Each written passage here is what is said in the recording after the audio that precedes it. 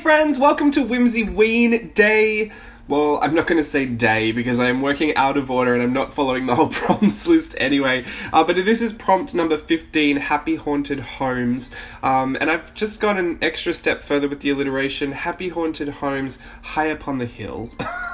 Or hills, I should say, because I did add little hills to them once I finished. I'm going to mask off this page. This is my Square Dilutions journal. I wanted a really panoramic feel to it. You'll have noticed that I went way too overboard with the paint, couldn't help myself.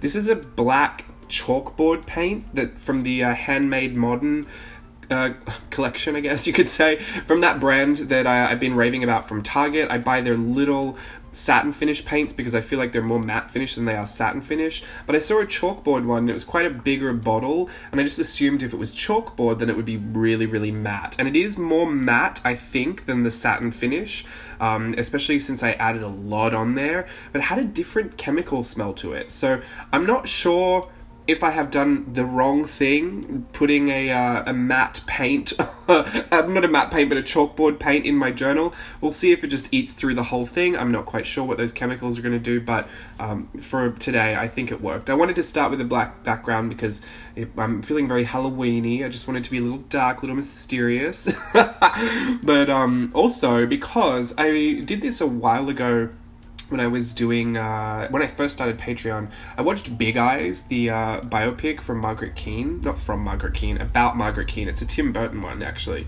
And I watched that and it got me into a really big painting mood. And I had some black paint out and I thought, I'm going to try painting on black. Like, let's just see, because there was something really, not exciting, but there was something really interesting about not having the paint completely cover the black and seeing the black through the brush strokes. It was more interesting because you don't really get to see that on a white surface, and I guess it would work for any kind of color, but the black is such a stark contrast that I almost liked it. It gave me this very it was like a nice effect for the transparency of the paint, because usually we don't want that paint to be very transparent, especially if we're doing something color blocking, which is kind of what I'm going for today. But I really wanted to work with it. I thought it was a fun little texture, and I like that you could pair that little almost see-through brush strokey texture with some very graphic bold lines. I think that's what I decided I would go with, and that's just how I went with it. So pardon me, I'm falling apart today. So I went with the little houses. First I painted little squares, and then I painted little triangles on top. So I'm going to try to walk you through the process today and speak you through some of the tips and tricks I have for this. If you want to recreate this page, I would encourage you to do it. It was really fun and super simple.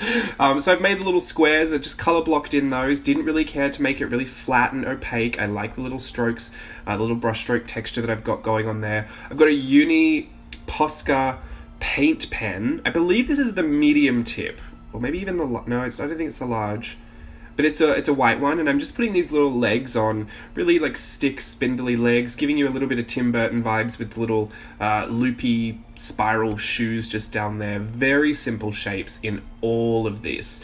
Literally anyone could do this. If you can draw a stick, if you can draw a square and a triangle, you're in luck.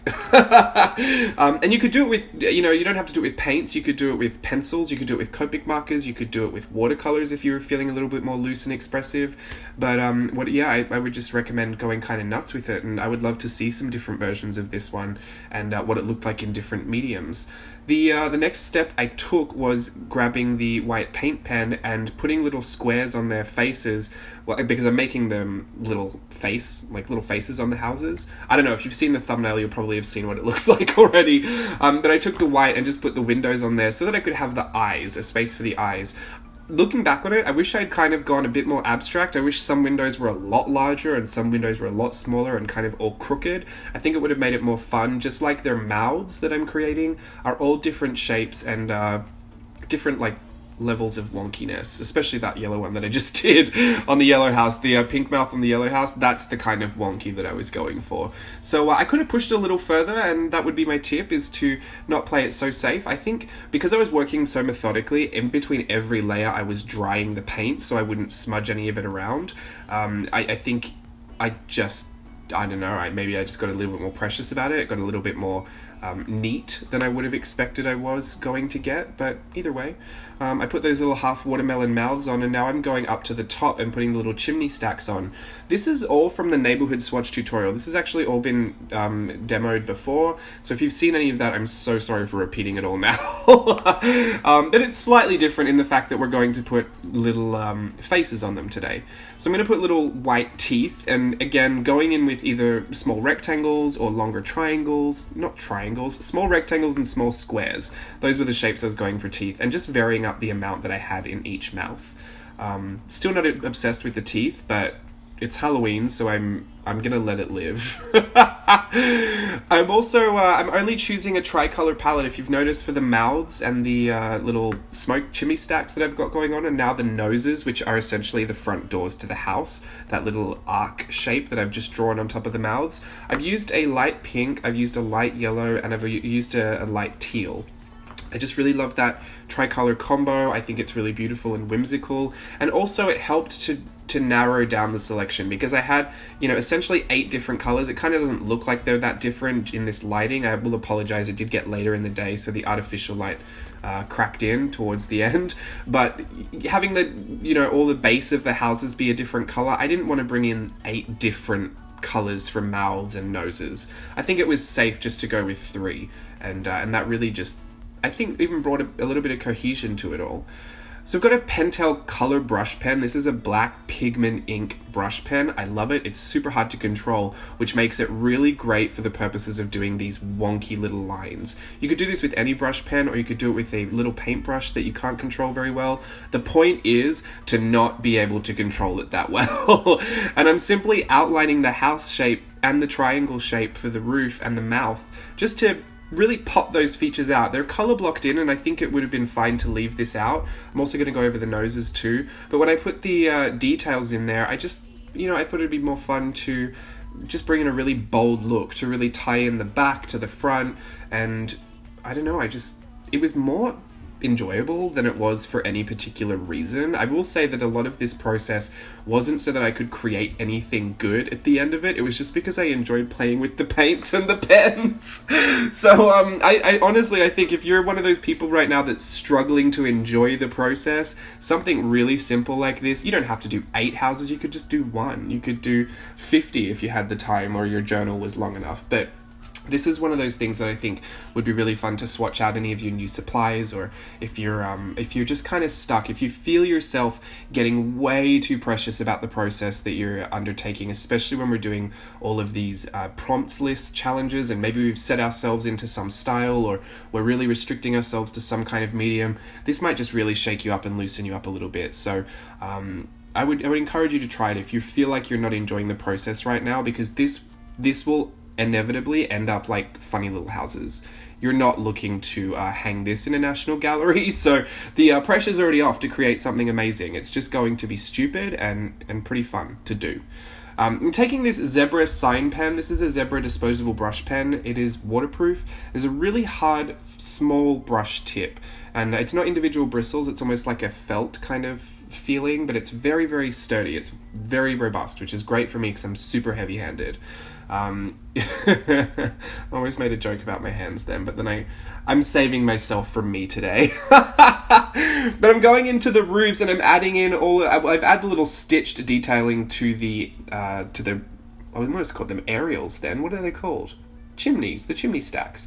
And then I'm going into the triangular roofs and giving every single one of them just a different pattern. You could always Google black and white patterns, but I think this is just a fun, they could be all the same if you wanted them to be brothers and sisters, I guess, but I don't know, I like that. It's just super therapeutic to tune out, have some music on, have some YouTube videos playing, and just kind of like meditate through that process. It's just like, you don't have to achieve anything. There's no better way to create.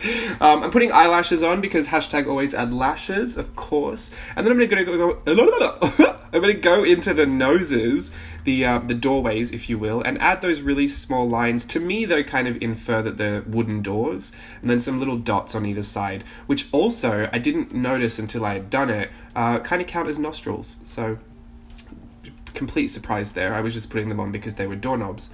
I'm going down with the stitching detail into the legs as well, and I'm also going to switch up that stitching detail into more of a very, what am I going to say? Lines? A lined look. Lots of tiny lines all close together. I don't know why. I just thought they could have stitched legs, but they could also be wearing socks, and then I would pick up the stitching back on the swirl of the shoe. This seems like a really stupid thing to include, to be honest. Like, not to include, but to even talk about. I feel like you can see what's going on. This is why I'm struggling to know if it's essential to say what's going on. I will endeavor to keep doing it for the more Whimsyween videos that I think you might like to try, or maybe wish to, half see as like tutorial, or you could just watch it if you wanted to. But it is a really difficult thing to kind of summarize it all up as it's happening and be interesting. I still don't love the play-by-play for me when I listen to YouTube videos, but I do understand that there's a big benefit. There's a point to it. It's kind of like if you wanted a tutorial but you have 0 seconds to commit to sitting down and learning.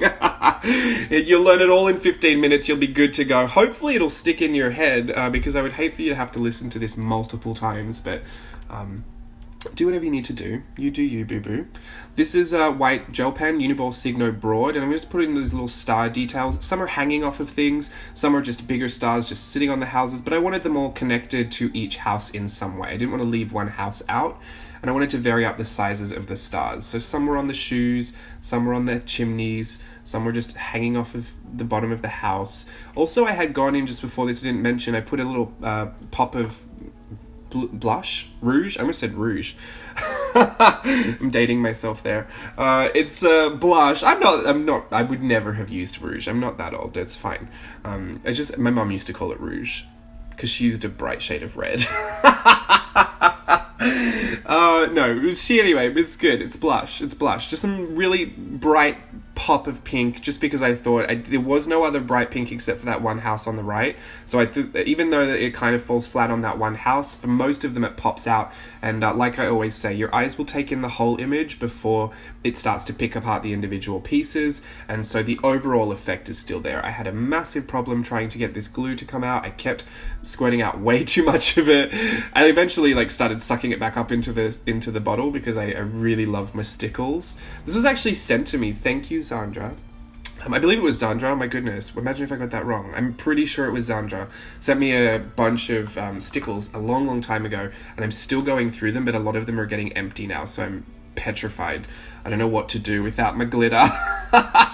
These are the little hills that I wanted to add high up on their hills. Happy Haunted Homes, high up on their hills. Just little loops, honestly. Little, I want to say half melons, half moons, half pancakes, upside down U shapes, rainbow shapes. I've kind of blocked them in, and I think it's an interesting look to have masked off the outside of the page, and so that you can kind of bring that image into the page. I actually wanted to write across the top in the border, or even all around the perimeter of this page. I wanted to write a little story about the happy little homes in this, very simple black pen, kind of, maybe like a little blocky text that just read around the side, so it was like a border that would attach from the hills all around.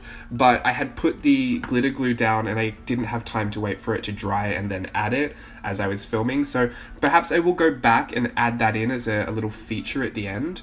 But the last thing that I did was grab a black Posca paint marker and add in some little loops. This is from the loop pattern tutorial. Still obsessed. I think if you have an idea that you like, you should beat it to death and then get a new one when you're over it. So this is what I'm adding, and I think the black was a nice way to tie in the background and really make it look like it was all together. To be honest, I don't know if anyone knows this, but Licorice All Sorts. Does anyone know Licorice All Sorts? That's what the bottom of this page looks like to me, especially the pink and the yellow one towards the center, right next to each other. Those are 100% Licorice All Sorts to me, which were my grand's favorite little lolly to chew on. So it made me feel pretty good that was a happy accident I had.